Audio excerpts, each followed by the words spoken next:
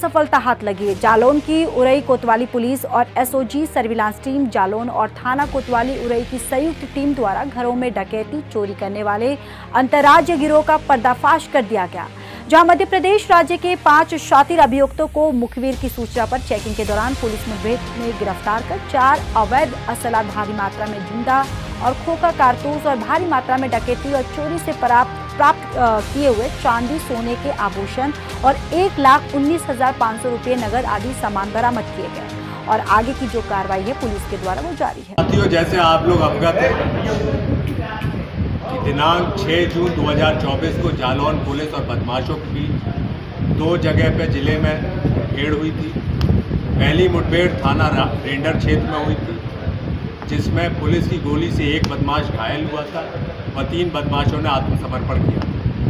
दूसरी मुठभेड़ कोतवाली उरई क्षेत्र में हुई थी, जिसमें 2 बदमाश पुलिस की गोली से घायल हुए थे और 3 बदमाशों ने आत्मसमर्पण किया। ये दोनों ही गैंग दुर्दांत गैंग है।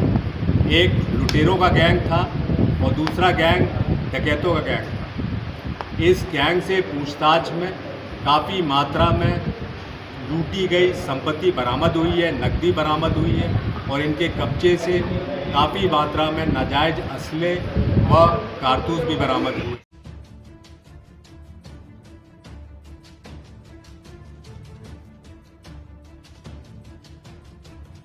इन तस्वीरों को आप ध्यान से देखिए। ये तस्वीरें संसद भवन से सामने आ रही हैं, जहां नरेंद्र मोदी संसद भवन के सेंट्रल हॉल पहुंचे।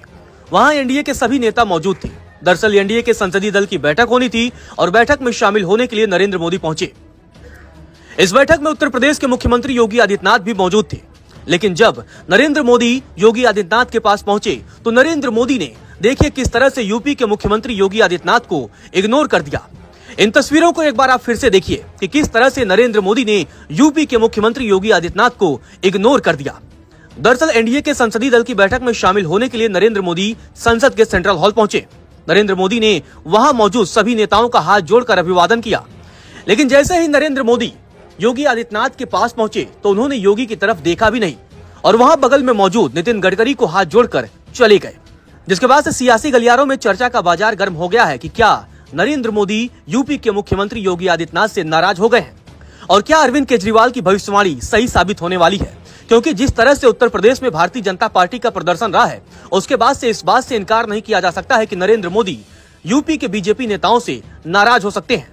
उत्तर प्रदेश के तमाम रैलियों में नरेंद्र मोदी ने योगी आदित्यनाथ की जमकर तारीफ की थी, योगी की कानून व्यवस्था की जमकर तारीफ की थी। लेकिन जब चुनावी नतीजे आए तो यूपी में भारतीय जनता पार्टी को सबसे ज्यादा नुकसान हुआ। 2014 और 2019 के मुकाबले बीजेपी को यूपी में ही सबसे बड़ा खामियाजा भुगतना पड़ा। उत्तर प्रदेश में भारतीय जनता पार्टी को महज 33 सीटों पर सफलता मिली, जबकि उसके चिर प्रतिद्वंदी समाजवादी पार्टी ने 6 सीटों पर जीत हासिल की। 37 सीटों पर जीत हासिल की। वहीं कांग्रेस ने कुल 6 सीटों पर जीत हासिल की। 2019 के मुकाबले भारतीय जनता पार्टी को यूपी में बड़ी संख्या में सीटों का नुकसान हुआ। 2019 में यूपी में बीजेपी ने जहां 62 सीटों पर सफलता हासिल की थी, तो 2024 में आंकड़ा घटकर महज 33 सीटों पर ही सिमट गया।